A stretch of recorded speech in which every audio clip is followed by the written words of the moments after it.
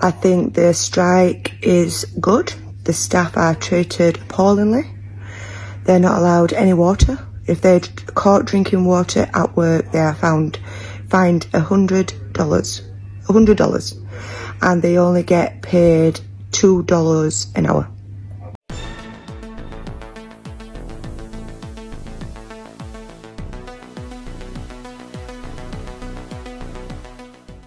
Bless up my people. Welcome back to the channel. Welcome back to another video. And in this one, my people, you see the whole protest down at Royalton, Nigel, where the workers them a strike for unjust treatment by the powers that be. You know, the bosses, the owners them. Right, my people? And it is even said that them can't even drink a little bit of water on the job. They are fined $100. Them can't take home no food. The food them once the tourists them finish eating them or whosoever, they throw them away. What kind of wickedness this? But my people, we're not gonna hear from a tourist herself. Someone who was out there striking, protesting with them. Listen to this, my people. So TUI's asked us to give it 24 hours after the strike to see what happens next. We've had no water, no coffee, no towels, no toilet roll. Food is very, very scarce. If you're not fast, you'll last. No restaurants, no security, no lifeguards. Literally, I should have stayed at home. But let's see what the result will be today. I'm hoping for full refund. Not selling for anything less. I think the strike is good. The staff are treated appallingly. They're not allowed any water. If they're caught drinking water at work, they are fined $100, and they only get paid $2 an hour. No food. They're not allowed to eat while they're at work. And for a very large corporation like this, it is appalling. The amount of waste in food alone could feed the whole families. They could literally just take it home and feed them all. And I think happy staff, happy hotel, that means happy residents, and so on. But I'm with them. I was out there protesting with them yesterday, and I believe they should be standing up for their rights. And many more should follow.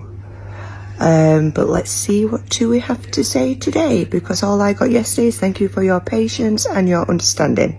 I have no understanding, and I have no patience.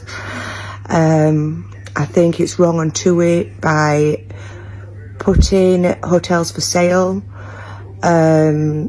where the staff gets treated so bad. And shame on them. Especially when it costs so much to stay here.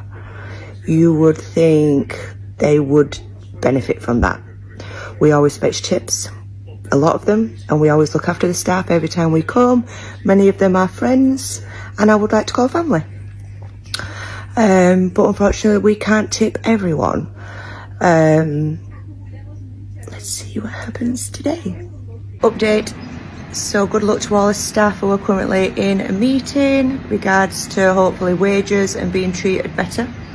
We've been to see TUI, and all I can say is wow. We've been told we won't be getting a full refund. We will possibly get a partial refund, and that won't be organised on our stay. They have no other hotel to put us in. The other Royalton is fully booked.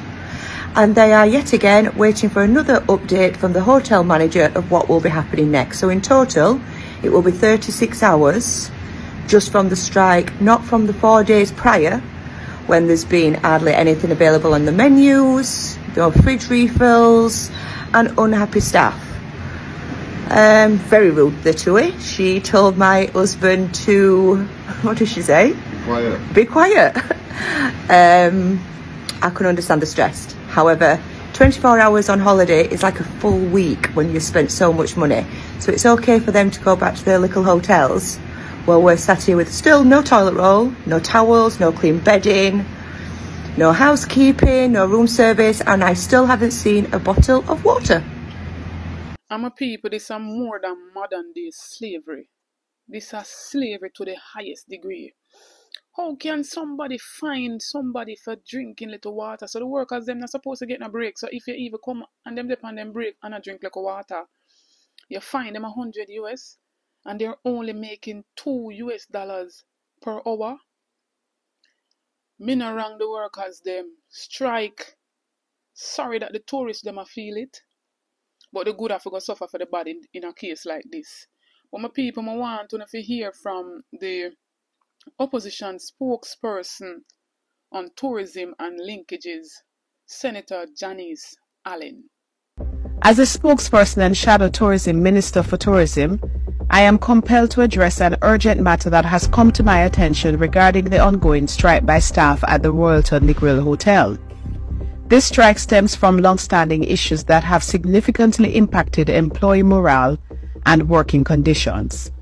The concerns raised by the staff include inadequate food provisions in the staff canteen, insufficient treatment and support from management, low wages, particularly for line staff and supervisory staff, and ongoing challenges related to contract work arrangements. It is clear that these issues have reached a breaking point, and I urge the management of Royalton Negril to engage in meaningful dialogue with the staff to reach an amicable resolution. Employees in the hotel industry are essential to delivering exceptional service, and addressing the human relations issues promptly is critical for the health of our tourism sector. The longer that these matters remain unresolved, the greater the risk to both employee satisfaction and the reputation of the hotel. I therefore call on all parties to come together to prioritize a swift resolution that respects the rights and needs of the staff. Let us work collaboratively to ensure that our tourism industry remains a model of excellence and compassion. And right now, too much unjust are going to the poorer class of people. And when are you willing, or when are we gonna be willing to go out and stand in solidarity with the poorer class of people, or the people that were out there and feel it? This is wickedness to the highest degree. How much things when I go sit down and wait for again, my people? Remember the young man did come and talk about the hotel and them fire him, you know. So we see now, say, I never lie, the youth did I tell.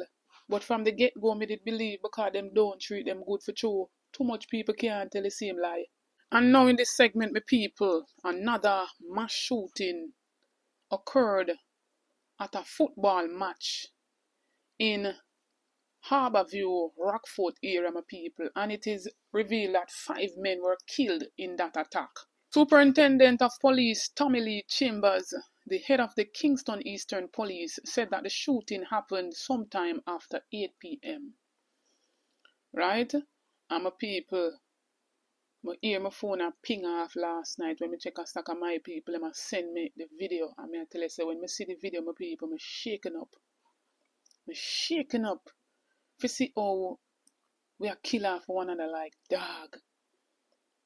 My people, it no look good none at all.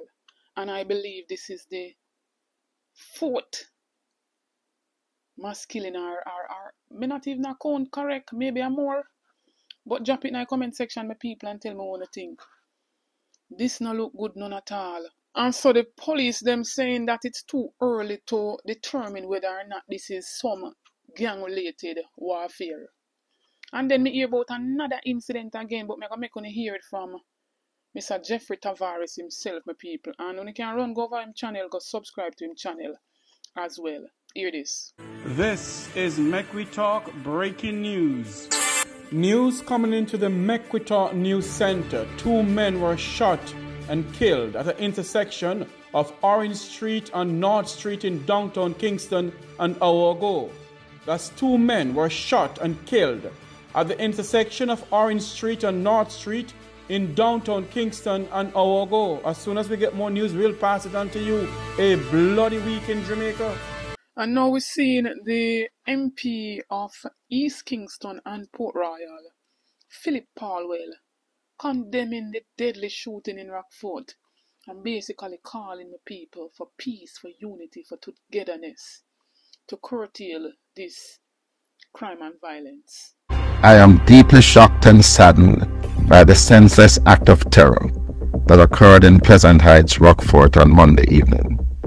5 lives were tragically taken, and several others have been wounded. This cowardly attack has shattered the peace of our community. My thoughts and prayers are with the families who lost their loved ones, and with those who are now fighting for their lives. I'm urging anyone who saw or heard anything to come forward and assist the police in their investigation. It is only by working together that we can bring those responsible to justice and to restore peace to our streets. I have already spoken to the Minister of National Security, and I'm calling for an immediate response from the security forces. We need a stronger security presence in Rockfort and the surrounding areas, and I urge community groups, churches, and local leaders to unite in addressing this ongoing violence. Counseling services must also be provided to the families of the victims and those who witnessed this horrific event. This is a painful and a traumatic time for our community, but we will not let violence define us. Now, more than ever, we must support each other, stand together, and reject this kind of terror. I'm committed to working with the authorities and offering my full support to the families affected by this tragedy. Together, we will ensure that justice is served. Condolences to the family of the innocently slain in all of these, deadly shootings. And I pray that you'll find some form of comfort. Rest in peace to the victims.